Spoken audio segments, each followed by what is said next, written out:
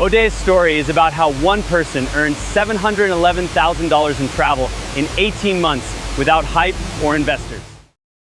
He spent 7 years selling travel to other people. His clients paid $3,000, $4,000, $5,000 per trip, and he himself lived on $2,000 a month. No investors, no startup hype, no genius idea.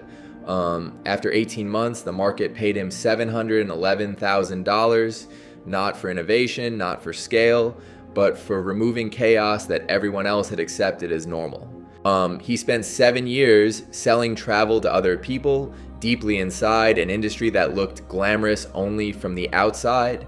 His clients talked about beaches, hotels, and memories they would carry for years, while he focused on confirmations, corrections, and last-minute fixes. Money constantly moved through his hands, but never stayed.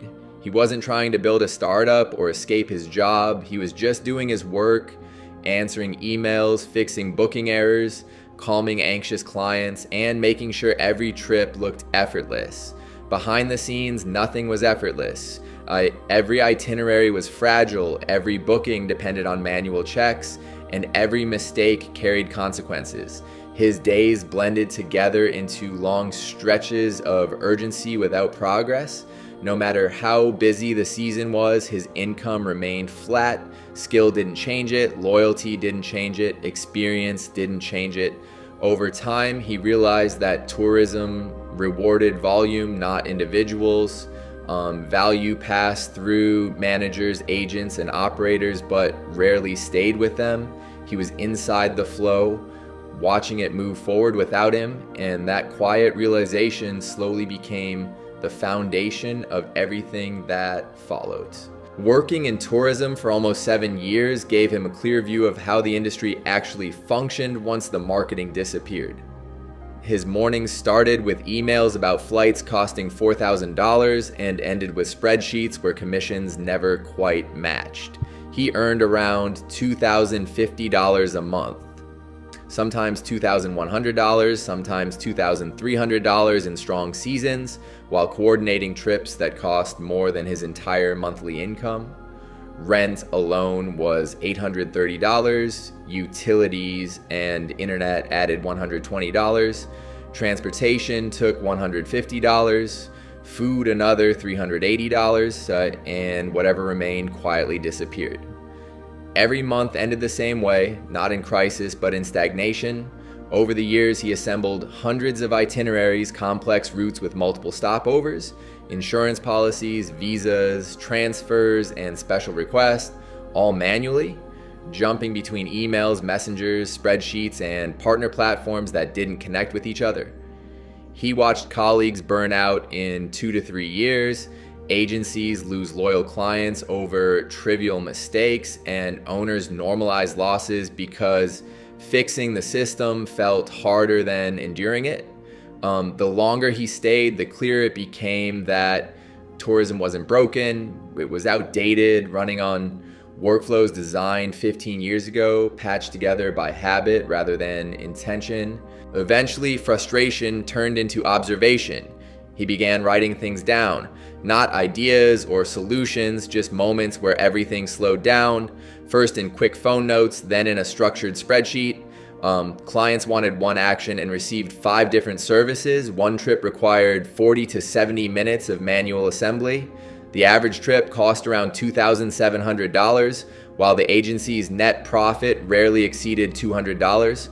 One mistake erased all margin. Over 5 months, he recorded more than 160 recurring problems. The same complaints appeared across different companies, countries, and customer types. Managers complained about overload. Clients complained about complexity. Owners complained about thin margins. Patterns became impossible to ignore. He started calculating losses. If an agency handled 5 trips a day, it lost 3 to 4 hours daily to manual work. At 100 trips per month, inefficiency became structural. That's when the illusion finally broke. Tourism wasn't about romance or inspiration. It was about logistics, control, predictability, and speed. And most importantly, it was about friction. Friction everyone had learned to accept. Quitting his job didn't feel brave, it felt calculated. He had $4,800 saved, enough for 5 months of minimal living, no investors, no partners, no safety net beyond math. He wasn't chasing a startup dream, he wanted to test a single hypothesis.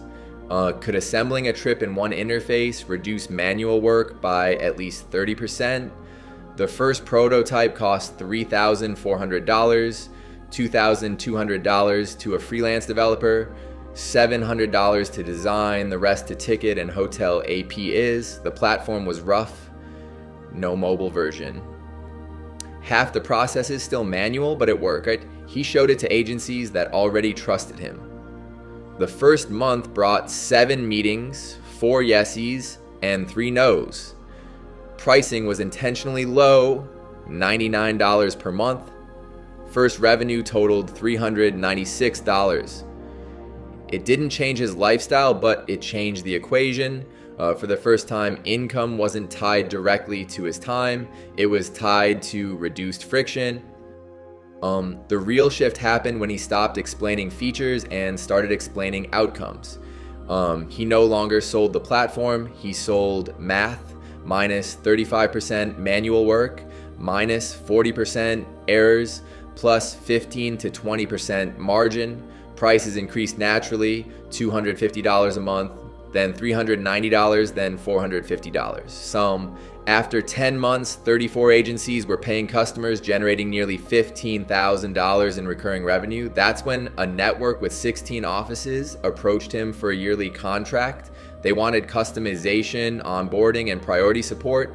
The deal was $114,000 paid up front. For the first time, money arrived without waiting. He hired a 5-person team, removed everything that didn't affect outcomes, and turned the product into infrastructure. The platform stopped depending on him and became something businesses quietly relied on every day. After 18 months, the numbers looked calm and unremarkable.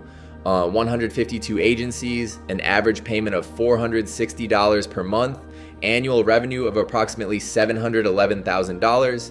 Of that, $523,000 came from subscriptions and $188,000 from custom implementations and long-term contracts. No investors, no loud launches, no talk of disruption.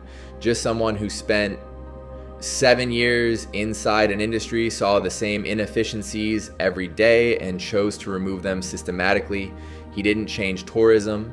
He reduced friction that everyone else had learned to tolerate, and the market paid him $711,000 for it, because the most durable money doesn't come from dreaming bigger, but from paying attention longer to what already doesn't work.